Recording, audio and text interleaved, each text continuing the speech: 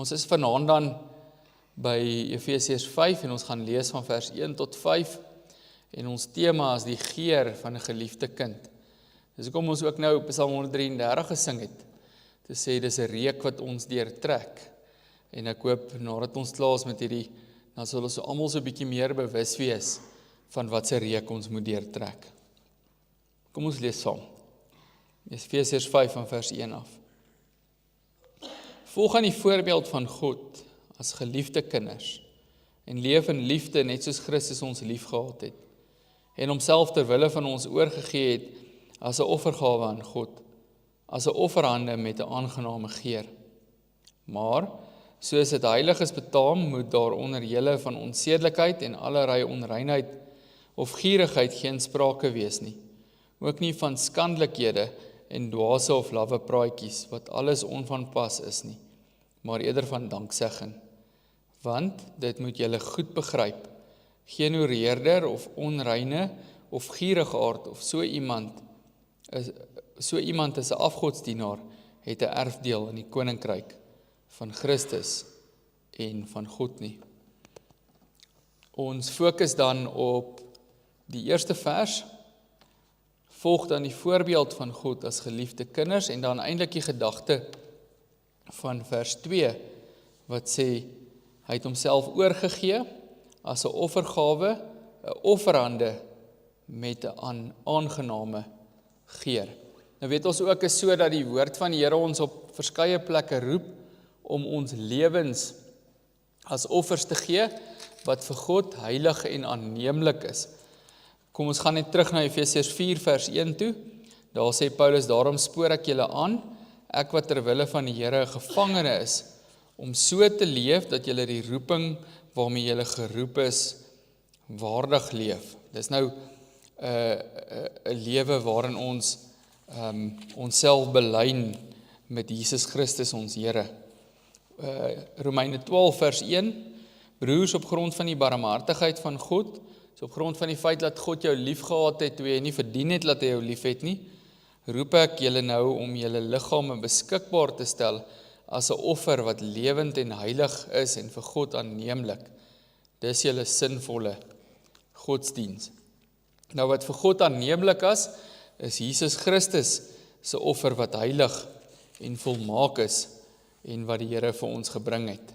En daarom word vir ons gesê, volg die voorbeeld van God as geliefde kinders, soos Christus ons liefgehad het en hom vir ons oorgegee het as 'n offergawe, 'n offerhande met 'n aangename geur. Daar's baie van ons wat hier sit vanaand wat miskien met heimwee terugdink aan ons ma of ons ouma. Baie van julle wat hier sit vanaand is in die bevoorregte posisie om nog julle ma te hê. Maar onthou dalk jou ma en jou ouma aan die reuk wat al kombuis gehad het, is dit nie? Ek dink in die vorige bedeling, ek weet nie hoekom dit anders is nie, was al baie gebak. So 'n ou het in jou ouma se huis ingekom en dit het geruik soos beskuit, amper op 'n permanente basis, is dit nie? 'n Mens erken of dink aan plekke wat reuke jou aan herinner. Die vars brood as jy by 'n bakkery instap. Wie van julle was onlangs by Broodblik en Koffiepit? Ek is nie mal oor die plek nie, maar as jy daar instap, ruik verskriklik lekker, nê? Of reën wat op die droë grond val. Wat is beter as dit? En ons sien uit daarvoor in die somer wat kom. Soms ruik mense bekende parfuum en jy dink dadelik aan die persoon wat daardie parfuum dra. En jy sit dadelik die gesig by die reuk en dan later sien jy, maar hier is hierdie mense. Dit herinner jou aan iemand. Dit verklap iemand se teenwoordigheid in jou omgewing. Dit kan selfs verklap iemand aan wie dit behoort. En daar is dit so treffend as Paulus in hierdie gedeelte skryf dat God se kinders in 'n taal van liefde, hulle lewe van liefde moet leef en dan in hierdie lewe van liefde 'n offer van geur moet afgee in die wêreld waarin hulle is. Nou ek weet dit van myself en miskien weet jy dit van jouself dat ek nie altyd die geur van liefde afgee orals waar ek kom nie. dat mense nie my teenwoordigheid opneem deur hulle sintuie. Het hoef nie noodwendig deur jou reuk te wees nie, want net nou het jy geoefen of nie onderarm rol ingesit nie, en dan assosieer mense liefde met daai, en dis nie wat dit is nie. Maar dat mense met hulle sintuie beleef dat daar is liefde in hulle teenwoordigheid wanneer jy daar is. Al is liefde partykeer ook hard en ferm, maar dat daar liefde is soos die liefde van die Here. En as 'n geliefde kind van God, dra jy iets van die geur van jou Vader. Paulus praat op 'n ander plek dat ons lewensgeloofsbriewe is.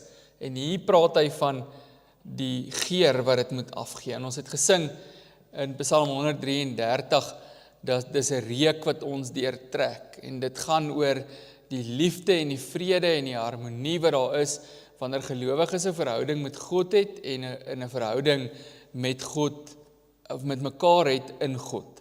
Dit is 'n geur wat ons moet deurtrek. Dis iets waaraan iemand ons moet ken. En dit is so wonderlik die manier waarop Paulus hierdie skrywe aan die gemeente in Efese begin. 'n Mens lees die brief Efese, of die brief aan die gemeente in Efese, en jy kan baie maklik dink, maar hier's 'n klomp bevele en 'n klomp opdragte.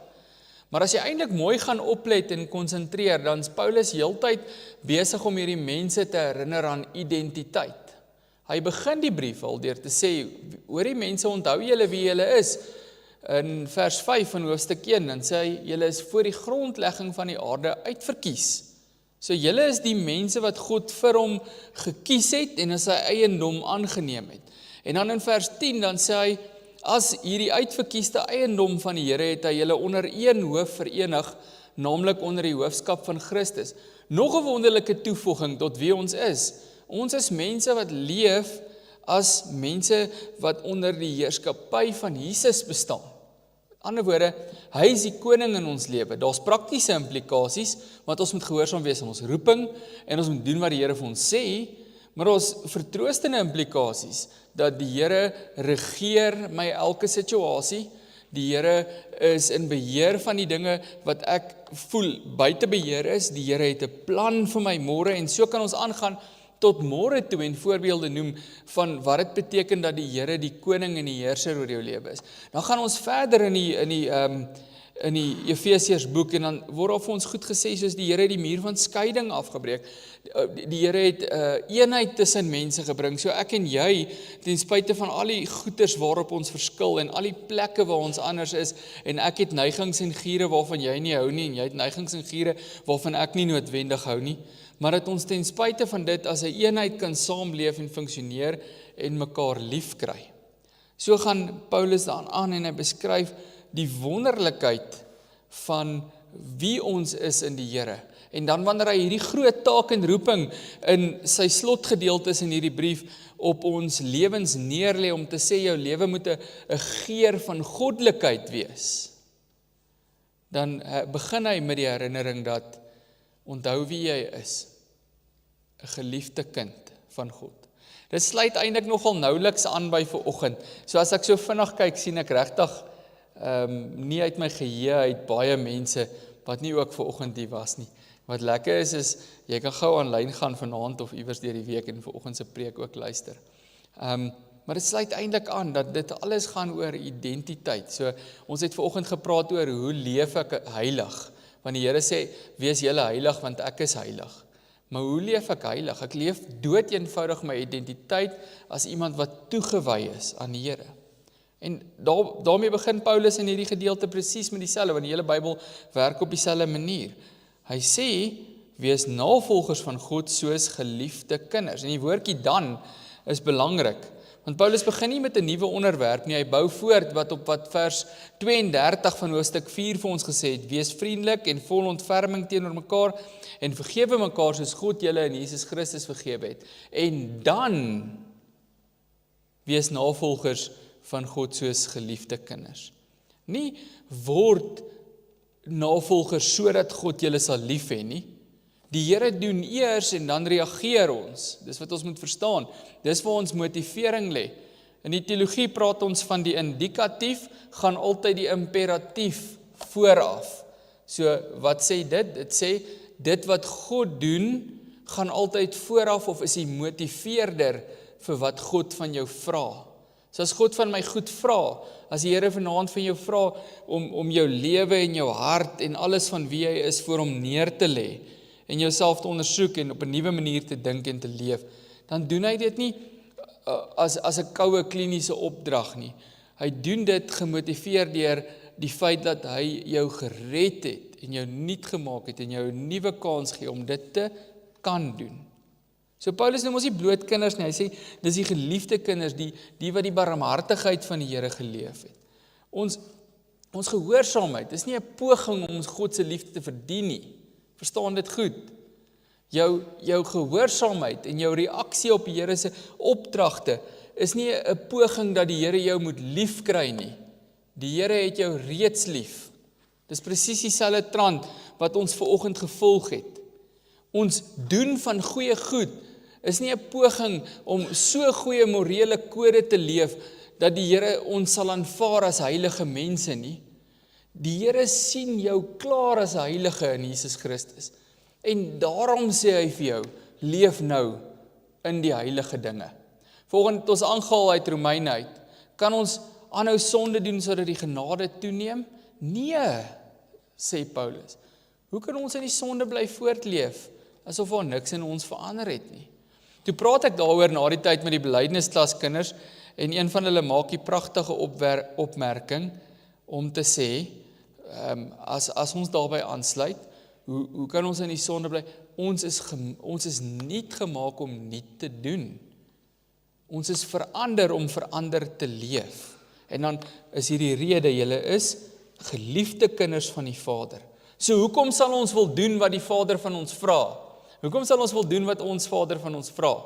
Omdat hy vir jou sê, ek het jou my kind gemaak, jy is my eiendom, ek het jou lief, ek beskerm jou, ek versorg jou, ek het 'n plan met jou lewe, al lyk dit partykeer vir jou vertroebel, al lyk dit partykeer vir jou onduidelik wat gaan gebeur, ek is in beheer van jou lewe. Daarom hou vas aan my. En in ons vashou aan die Here, gebeur dit bloot so dat ons begin doen wat hy sê. So dis nie 'n ding van ek en jy hoef te verdien nie. Christus het verdien, daarom kan ek en jy leef. Dis die vryheid van die evangelie. Is dit nie wonderlik nie? En dit gaan alles oor liefde. Die Here het ons in liefde vergeef. Paulus sê in hierdie gedeelte, in liefde is julle deur Christus vergewe, julle is die geliefde kinders. En daarom moet die Vader se liefde sigbaar word in hoe julle kinders met mekaar en met die Vader leef. En Psalm 133 is 'n pragtige beeld daarvan. Daar staan hoe lieflik en hoe wonderlik is dit waar broers saam woon in vrede. Dis wat ons gesing het van. Ek weet nie of wie van julle kan onthou nie, aan die einde van COVID-19, wanneer ook al dit was, 2021, dink, dalk, wie wil onthou? Nee, it's terrible. En aan die einde van dit het ons in November maand 'n aksie gehad wat ons genoem het die Hoopfees. Dit was 'n wonderlike geleentheid. Die kerk was so vol, ek kan onthou, ons moes stoele pak, nee, en ons het net regtig geselebreit dat die Here ons deur hierdie ding gebring het. Maar hierdie Psalm 133 is toe wat noem mense dit, Johan, gekomponeer, geskryf, gedig, bymekaar geklap, nee, vir die Hoopfees. Sodat ons kan sing, nadat ons gesegregate is van mekaar, verskoon die Engels, sodat ons kan sing, hoe wonderlik is dit dat ons kan saam wees, nee. En daai saamwees is die fondasie van daai saamwees, en die fondasie van die vrede in daai saamwees, is die vrede wat ons met die Here het, wat Jesus Christus vir ons bewerk het. Hoe wonderlik is dit? Ons lewe moet eintlik elke dag 'n hoopfees wees. Dit sê die Here het ons met hom een gemaak, en daarom is ons met mekaar een. En dan word dit vergelyk met die salfolie wat oor Aaron se baard geloop het. Nou daai tyd is konings gesalf. Ons het so vanoggend so 'n bietjie gepraat oor hoe Moses en verskillende van die profete en priesters goed gesalf het om in die diens van die Here te wees en te bestaan. En dit het doeteenvoudig beteken iets is toegewy aan die Here. Nou ek en jy is vandag ook toegewy aan die Here, want vanoggend het ons so 'n bietjie van 'n katekismus les gehad. Nie breedvoerig nie, maar daarom net so oomblik les, maar waarom word Jesus Christus wat gesalfde beteken genoem? Is 'n vraag in die katekismes. En die antwoord gaan oor dat hy bestem is, dat hy toegewy is aan die diens. En ons het gesien in sy gebed in Johannes 17, dat hy bid, Here, heilig my. En Jesus het nie nodig gehad om heilig te word nie. Daai heiligheid beteken, ek wy myself toe aan die taak wat U vir my gegee het om te doen. Nee. Nou is ek en jy ook gesalfdes, want die Heilige Gees het in Christus op ons neergedaal. Niemand hoef ons nooit weer te salf nie. Niemand hoef niks in ons lewe ooit weer te salf nie, want ons is gesalf met die Heilige Gees nou en vir altyd en vir ewig. Maar wat beteken dit? Dit beteken dat ons die geur van die Gees moet kan uitdra, deur te lewe in die waarheid van die Here. En hoe doen ons dit? Die eerste en die belangrikste stap is, ons kyk na Christus, die aangename offer, wat vir ons hier beskryf word. Jesus Christus, die aangename offer, wat sê dit? Dis die offer wat so perfek en volmaak is, en dis wat ons vier met die nagmaal vanaand, dat die offer wat so perfek en volmaak is, dat die Vader dit as volledig perfek aanvaar het.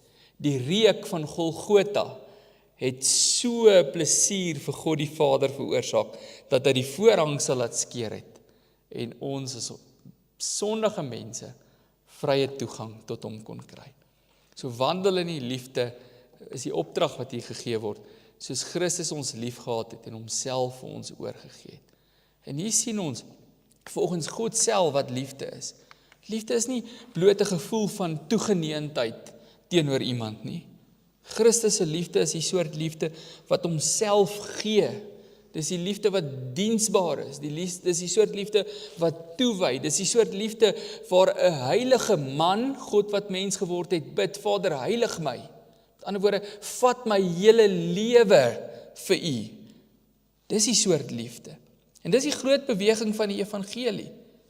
Christus vra nie vir ons eerste wat hy van ons kan kry nie. Nee, hy kom in 'n diensknegtgestalte en sê, hoe kan ek dien?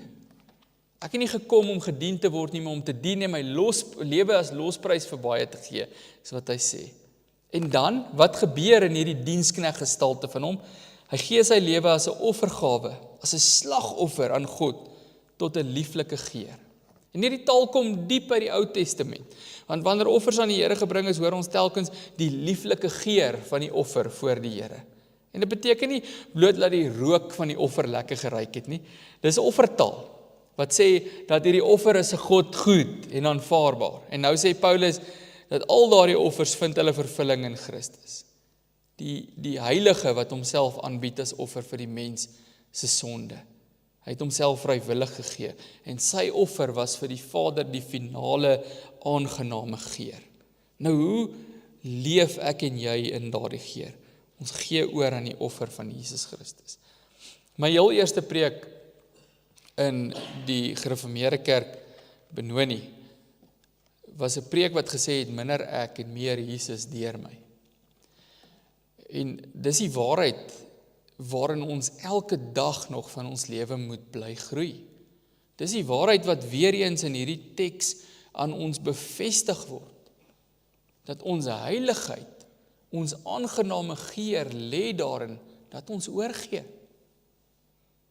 Die Engelse mense sê daai konnie ding, let go and let God. Die Here bedoel nie passief wees en niks doen nie. Ek sê altyd die ding, you can't lean on a shovel and pray for a hole. Jy moet die ding vat en 'n gat grou, so jy moet doen, maar jou aangename geur is in Jesus. So wat is die logiese effek?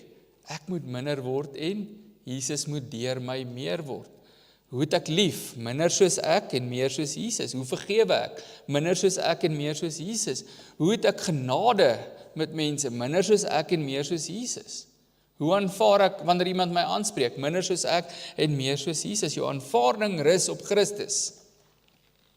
Dis die waarheid. En dis 'n konsekwentheid. Hoe wonderlik is dit, dat ons dit kan sê. Dat ons wat in Jesus Christus glo, se aanvaarding van God nooit kan wankel nie.